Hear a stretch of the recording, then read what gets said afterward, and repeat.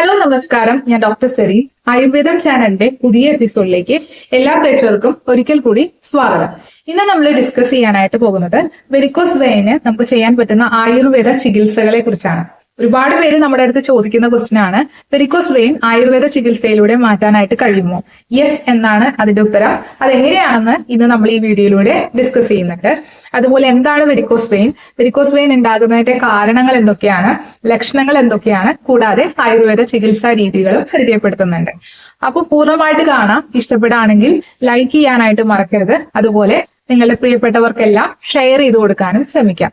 അപ്പൊ നമുക്ക് ടോപ്പിക്കിലേക്ക് കടക്കാം. അപ്പൊ ആദ്യം തന്നെ എന്താണ് വെരിക്കോസ് വെയിൻ? വെരിക്കോസ് വെയിൻ എന്ന് പറഞ്ഞു കഴിഞ്ഞാല് നമ്മുടെ കാലുകളിൽ ഇപ്പൊ പ്രധാനപ്പെട്ട ഒരു രീതിയിൽ നമുക്ക് പറയുകയാണെങ്കിൽ ഏറ്റവും കൂടുതലായിട്ട് കാണപ്പെടുന്ന ലൊക്കേഷൻ കാലുകൾ തന്നെയാണ്. അപ്പൊ കാലുകളിലെ വെയിൻസ്, സിരകള് വീർത്ത് തടിച്ച് കാണുന്ന ഒരു അവസ്ഥയാണ് വെരിക്കോസ് വെയിൻ എന്ന് പറയുന്നത്. ഓക്കെ, അപ്പൊ മിക്കവാറും ആളുകളിൽ ഇതൊരു ജസ്റ്റ് സൗന്ദര്യ പ്രശ്നമായിരിക്കും.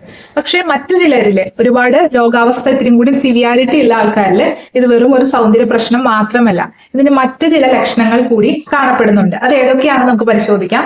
അതില് ഒന്നാമത്തെ കാര്യം എന്ന് പറയുന്നത് കാൽ വേദനയാണ്. പിന്നെ കാലിൽ ഉണ്ടാകുന്ന തരിപ്പ്, കഴപ്പ് എന്നൊക്കെ നമുക്ക് പറയാം. അത്തരം അവസ്ഥകൾ കാണാറുണ്ട്.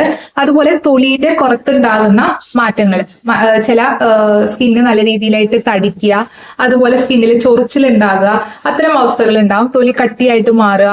ഓക്കെ, അപ്പൊ അതുപോലെ തന്നെ അത് കഴിഞ്ഞ് കഴിയുമ്പോഴുള്ള സ്റ്റേജ് എന്ന് പറഞ്ഞാൽ മുറിവ് ഉണങ്ങാനുള്ള സമയമാണ്. അതായത് വ്രണമായിട്ട് മാറുന്ന ഒരു അവസ്ഥ, അതിന് വെരിക്കോസ് അൾസർ എന്ന് നമ്മൾ പറയുന്നുണ്ട്.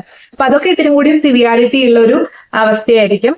അതിന് മുൻപൊക്കെ തന്നെ നമുക്ക് ചികിത്സിക്കുകയാണെങ്കിൽ നല്ല രീതിയിൽ ഇത്തരം അവസ്ഥകളെ ആയുർവേദത്തിലൂടെ ഒരു സിംറ്റമാറ്റിക് ട്രീറ്റ്മെന്റ് അല്ലാതെ നമുക്ക് മൂലകാരണം ഉപയോഗിച്ച് തന്നെ നമുക്ക് പൂർണ്ണമായിട്ട് മാറ്റിയെടുക്കാനായിട്ട് സാധിക്കും. അതിന്റെ വഴികൾ നമുക്ക് പറയാം.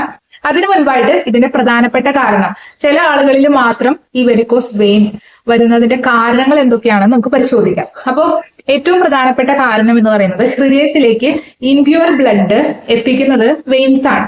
ഓക്കെ, പ്യുവർ ബ്ലഡ് എത്തിക്കുന്നത് ആർട്ടറീസും ഇംപ്യൂർ ബ്ലഡ് എത്തിക്കുന്നത് വെയിൻസും ആണ്. ഓക്കെ, അപ്പൊ അത് തിരികെ ഹൃദയത്തിലേക്ക് എത്തിക്കാനായിട്ട് പമ്പുകളില്ല, അതായത് പമ്പ് ചെയ്യാനായിട്ട് പറ്റില്ല.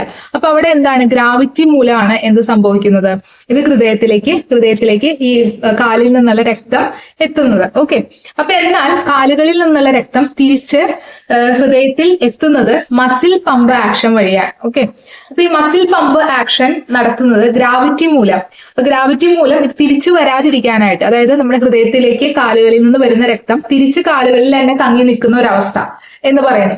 അത് വാൽവുകൾക്ക്, നമ്മുടെ ഈ മസിലുകളിലുള്ള വാൽവുകൾക്ക് വെയിൻസിലുള്ള വാൽവുകൾക്ക് കേടുവരുന്ന സമയത്താണ് ഇത് സംഭവിക്കുന്നത്. അപ്പൊ വെയിൻസിലെ വാൽവുകളുടെ തകരാറാണ് നമുക്ക് വെരിക്കോസ് വെയിൻ വരുന്നതിന്റെ ഒരു പ്രധാനപ്പെട്ട കാരണം.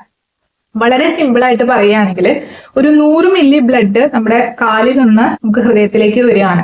അതിലൊരു 15-20 മില്ലി ബ്ലഡ് അവിടെ തന്നെ തങ്ങി നിൽക്കുകയാണ്, അത് ബാക്ക് ഫ്ലോ ചെയ്യുകയാണ്. ഓക്കെ, അതിന്റെ ഭാഗമായിട്ടാണ് നമുക്ക് എന്ത് ചെയ്യുന്ന, ആ വെയിൻസ് എൻലാർജ് ചെയ്യുകയും വെയിൻസിന് ബ്ലൂയിഷ് ഡിസ്കളറേഷനും റെഡിഷ് ഡിസ്കളറേഷനും തരത്തിലുള്ള വ്യത്യാസപ്പെട്ട ഡിസ്കളറേഷൻസ്. ഇപ്പൊ തുടക്കത്തിലൊക്കെ നമുക്ക് അഭംഗി മാത്രമേ ആ ഒരു ഇതിനുണ്ടാവുള്ളൂ. പിന്നീടാണ് നമുക്ക് വേദന, കഴപ്പ്, അതുപോലെ വ്രണങ്ങളൊക്കെ ആയിട്ട് മാറുന്നത്. ഓക്കെ, ഇപ്പൊ ചെറിയൊരു ഔട്ട്ലൈൻ മനസ്സിലായെന്ന് വിശ്വസിക്കുന്നു. ഇതിന്റെ കാരണത്തിലേക്ക് നമ്മൾ കിടക്കുകയാണെങ്കിൽ, നമുക്ക് അമിതവണ്ണമുള്ള ആൾക്കാർ, നല്ല രീതിയിൽ തടിയുള്ള ആൾക്കാർ, അതുപോലെ തന്നെ നമുക്ക് പ്രഗ്നൻസി സമയത്ത്, അതുപോലെ നിന്ന് ജോലി ചെയ്യുന്ന ആൾക്കാർ, ഇപ്പൊ എക്സാമ്പിൾ പറയുകയാണെങ്കിൽ നഴ്സുമാര്, ട്രാഫിക് പോലീസുകാര്, അതുപോലെ നിന്ന് ജോലി ചെയ്യുന്ന എല്ലാ തരത്തിലുള്ള ജോലികൾ, കൂടുതൽ നേരം നിൽക്കുന്ന ജോലിയൊക്കെ ചെയ്യുന്ന ആൾക്കാരിൽ ഇത് കൂടുതലായിട്ട് കാണപ്പെടാറുണ്ട്. അതുപോലെ തന്നെ നമ്മുടെ ഫാമിലി ഹിസ്റ്ററി, അതായത് നമ്മുടെ ഫാമിലിയിൽ ഒരുപാട് പേർക്ക് വെരിക്കോസ് വെയിൻ ഇഷ്യൂ ഉണ്ട് എന്നുണ്ടെങ്കിൽ ഇത് നമുക്ക് വരാനുള്ള ചാൻസ് കുറച്ചും കൂടി കൂടുതലാണ്. ഓക്കെ, പിന്നെ വയസ്സ്, പ്രായമാകുമ്പോൾ നമ്മുടെ വെയിൻസിന്റെ ഒക്കെ ഒരു കപ്പാസിറ്റി കുറയും. അപ്പൊ അതിന്റെ ഭാഗമായിട്ട് നമുക്ക് വെരിക്കോസ് വെയിൻ വരാനുള്ള സാധ്യതയുണ്ട്. അതുപോലെ തന്നെ മറ്റ് രോഗത്തോടനുബന്ധിച്ച് നമുക്ക് വെരിക്കോസ് വെയിൻ വരാം. ഓക്കെ, അപ്പൊ എക്സാമ്പിൾ DVT എന്നൊക്കെ പറയുന്ന അവസ്ഥയിലൂടെ നമുക്ക് വരുന്നതായിട്ട് കാണാറുണ്ട്. അതുപോലെ അത്ലറ്റ്സിനൊക്കെ കാലക്രമേണ അവർക്ക് വെരിക്കോസ് വെയിൻ വരുന്നതായിട്ട് കാണാറുണ്ട്. ഓക്കെ, അപ്പൊ ഇതൊക്കെയാണ് പ്രധാനപ്പെട്ട കാരണം എന്ന് പറയുന്നത്. ഇനി ഇതിന്റെ ആയുർവേദ ചികിത്സ നമുക്ക് പരിചയപ്പെടാം. അപ്പൊ വെരിക്കോസ് വെയിനെ സംബന്ധിച്ച് വെരിക്കോസ് വെയിനില് പ്രമേഹം പോലത്തെ രോഗങ്ങൾ ഉണ്ടെങ്കിൽ അതിന്റെ ചികിത്സ കുറച്ചും കൂടി ദുഷ്കരമാകും. അല്ലാത്തൊരവസ്ഥയാണെങ്കിൽ നമുക്ക് ഒരു തന്നെ വെരിക്കോസ് വെയിൻ മാത്രമേ ഉള്ളൂ എന്നുണ്ടെങ്കിൽ നമുക്ക് ആയുർവേദത്തിൽ ഈസി ആയിട്ട് ഈവൻ പ്രമേഹം ഉണ്ടെങ്കിൽ നമുക്കത് മാനേജ് ചെയ്ത് കൊണ്ടുപോകാൻ പറ്റും. പൂർണ്ണമായിട്ട് ക്യൂർ ചെയ്യാനായിട്ട് കാലതാമസം എടുക്കുന്നതായിട്ട് കാണപ്പെടാറുണ്ട്. പക്ഷെ തുടക്കത്തിലൊക്കെ ആണെങ്കിൽ വെരിക്കോസ് വെയിന്റെ തുടക്കത്തിൽ നമുക്ക് വളരെ ഈസി ആയിട്ട് ഇതിനെ നിയന്ത്രിക്കാനും ഇത് കംപ്ലീറ്റ് ആയിട്ട് ക്യൂർ ചെയ്യാനൊക്കെ കഴിയുന്നതാണ്. ഓക്കെ, അപ്പൊ ഇനീഷ്യൽ സ്റ്റേജിൽ നമുക്ക് ചെയ്യാൻ പറ്റുന്ന ചില ചേഞ്ചസ്, ലൈഫ് സ്റ്റൈൽ ചേഞ്ചസ് നമുക്ക് പറയാം. ഏറ്റവും പ്രധാനപ്പെട്ടതാണ് കംപ്രഷൻ സ്റ്റോക്കിങ്സ് ഉപയോഗിക്കുക. നമുക്കറിയാം, നമ്മൾക്ക് ഈ ഒടിവ് ചതവൊക്കെ വരുന്ന സമയത്ത് നമ്മളൊരു തുണി വെച്ച് നന്നായി കെട്ടിവെക്കാറുണ്ട് അല്ലെ. അത് നമുക്ക് സ്റ്റോക്കിങ്സ് അവൈലബിൾ ആണ്. അപ്പൊ അത് മേടിച്ച് നമ്മൾ നല്ല രീതിയിൽ കെട്ടിവെക്കുന്നത്, കാല് കെട്ടിവെക്കുന്നത് നെക്സ്റ്റ് സ്റ്റേജിലേക്ക് വെരിക്കോസ് വെയിൻ ആകാതിരിക്കാനായിട്ട് സഹായിക്കാറുണ്ട്. ഓക്കെ, അതുപോലെ തന്നെ 2 പില്ലോസ് എപ്പോഴും കാലിന്റെ അടിയിൽ വെക്കുന്നത് എന്ത് സംഭവിക്കും, ഈ കാല് നീര് വെക്കാതിരിക്കാനും അതുപോലെ കാലിൽ വെരിക്കോസ് വെയിൻ ഒക്കെ ഉള്ള ആൾക്കാരാണെങ്കിൽ നമുക്ക് കുറച്ചും കൂടി നല്ലതായിരിക്കും. അവിടുത്തെ രക്തയോട്ടമൊക്കെ കറക്റ്റ് ചെയ്യാനൊക്കെ സഹായിക്കും. രക്തം ഈ വെയിൻസിൽ ശേഖരിക്കുന്നത് നമുക്ക് തടയാനാവും, അല്ലെങ്കിൽ വെയിൻസിൽ കൂടുതൽ രക്തം ശേഖരിക്കുകയും അത് കൂടുതൽ ബുദ്ധിമുട്ട് ഉണ്ടാക്കാനായിട്ട് സാധ്യതയും ഉണ്ട്. ഓക്കെ, പിന്നെ അതുപോലെ തന്നെ നമുക്ക് തുടക്കത്തില് ആയുർവേദ ട്രീറ്റ്മെന്റ് എടുക്കുകയാണെങ്കിൽ വെരിക്കോസ് വെയിൻ പോലുള്ള അവസ്ഥ നമുക്ക് കംപ്ലീറ്റ് ആയിട്ട് ക്യൂർ ചെയ്യാനായിട്ട് സാധിക്കും. ഇനി നമുക്ക് എന്തൊക്കെ ചികിത്സകളാണ് നമ്മൾ ആയുർവേദത്തിൽ ചെയ്യണേ എന്ന് നോക്കാം. അതിൽ ഏറ്റവും പ്രധാനപ്പെട്ടത് ഉപനാഹം. ഒരുപാട് പ്രധാനപ്പെട്ടത് എന്ന് പറഞ്ഞു കഴിഞ്ഞാൽ നമ്മൾ കോമൺ ആയിട്ട് ചെയ്യുന്ന ചില ട്രീറ്റ്മെന്റ്സ് ആണ്. ഉപനാഹം എന്ന് പറയുന്നത് മെഡിക്കേറ്റഡ് ഗീ വെച്ച് ചെയ്യുന്ന ഒരു ട്രീറ്റ്മെന്റ് ആണ്. അവിടെ അപ്ലൈ ചെയ്യാനായിട്ട് ഉപയോഗിക്കും മെഡിക്കേറ്റഡ് ഗീ. അതുപോലെ പിണ്ടതൈലം വെച്ചിട്ട് നമ്മൾ അവിടെ മസാജ് ചെയ്യുന്നതും ഒരുപാട് ഗുണം ചെയ്യാറുണ്ട്. അഭ്യംഗ പോലത്തെ ചികിത്സകൾ ചെയ്യുന്നത് നല്ലതാണ്. അതുപോലെ തന്നെ നമ്മൾ ഏറ്റവും പ്രധാനപ്പെട്ട ഒരെണ്ണമാണ് രക്തമോഷണം ട്രീറ്റ്മെന്റ്. അതിൽ തന്നെ അട്ട ചികിത്സ, ലീച്ച് തെറാപ്പി, അത് കുറച്ചും കൂടി സിവിയാരിറ്റി കണ്ടീഷനിൽ നമ്മൾ ചെയ്യുന്ന ഒരു മെത്തേഡാണ് അട്ട ചികിത്സ എന്ന് പറയുന്നത്. അതിൽ എന്താണ് ചെയ്യുന്നത്, ഈ വെയിൻസിൽ അട്ട വന്നിരുന്ന് ബ്ലഡ് സക്ക് ചെയ്യാണ് ചെയ്യുന്നത്. ഓക്കെ, അപ്പൊ അട്ടയുടെ ശരീരത്തിൽ ഒരു ആന്റി കൊയാഗുലന്റ് ഉണ്ട്, അതായത് ഹിറുഡിൻ എന്നാണ് അതിന്റെ പേര്.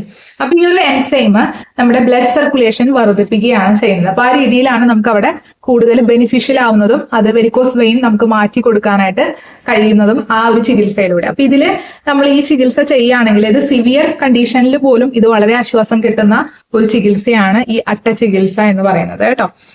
അപ്പോ ഇതാണ് നമ്മുടെ പ്രധാനപ്പെട്ട ആയുർവേദ ചികിത്സകൾ. അപ്പൊ എനിക്ക് പറയാനുള്ളത്, നിങ്ങൾ വെരിക്കോസ് വെയിൻ കണ്ടുപിടിച്ചിട്ടുണ്ട്, നിങ്ങൾക്ക് ഡയഗ്നോസ് ചെയ്യപ്പെട്ടിട്ടുണ്ടെങ്കിൽ ആയുർവേദ ചികിത്സ നിങ്ങൾക്ക് ഒരു ബുദ്ധിമുട്ടും ഇല്ലാതെ വളരെ നാച്ചുറലി നമുക്ക് ക്യൂർ ചെയ്യാനായിട്ട് സാധിക്കുന്നതാണ്.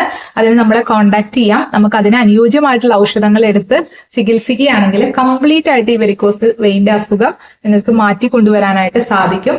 പക്ഷെ കൂടുതൽ വഷളാകുന്നതിന് മുൻപ് തന്നെ ചെയ്യുന്നതാണ് ഏറ്റവും ഉത്തമം. ഓക്കെ, അപ്പോ തീർച്ചയായിട്ടും ഇന്നത്തെ എപ്പിസോഡ് നിങ്ങൾക്ക് യൂസ്ഫുൾ ആയിട്ടുണ്ടെങ്കിൽ തീർച്ചയായിട്ടും ലൈക്ക് ചെയ്യുക, അതുപോലെ നിങ്ങളുടെ പ്രിയപ്പെട്ടവർക്കും കൂടി ഷെയർ ചെയ്ത് കൊടുക്കുക. ഓക്കെ, അപ്പൊ താങ്ക് യു സോ മച്ച്.